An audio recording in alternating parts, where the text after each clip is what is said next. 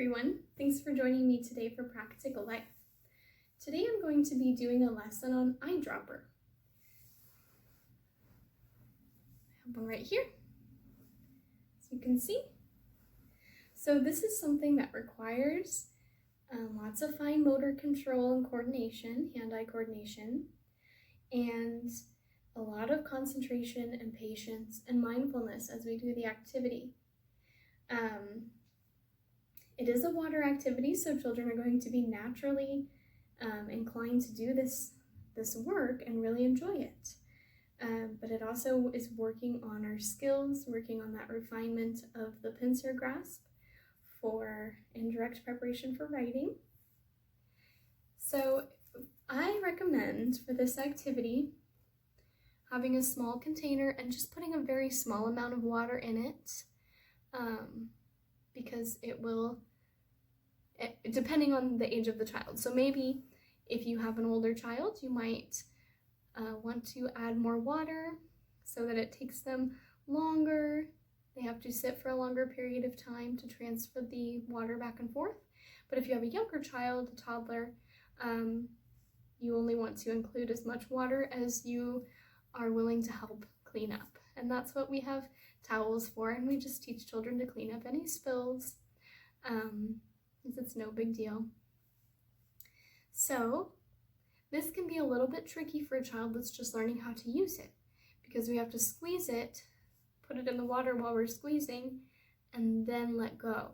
So the best way to teach it is really just to make those movements as dramatic as possible so they can see what it is you're doing to get the water to come in. And it might take them some practice to get the hang of it.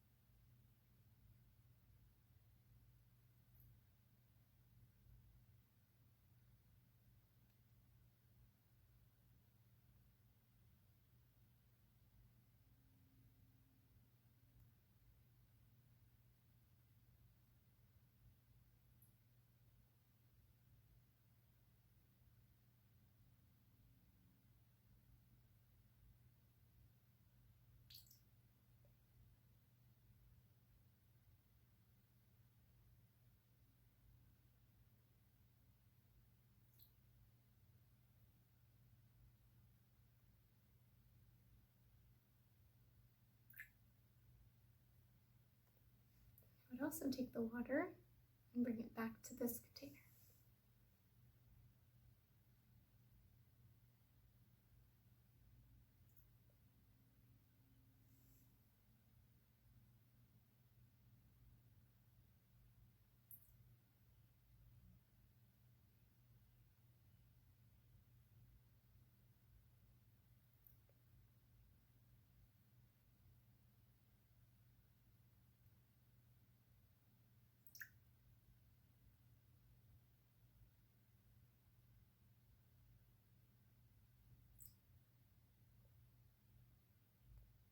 And that's how I'm using an eyedropper.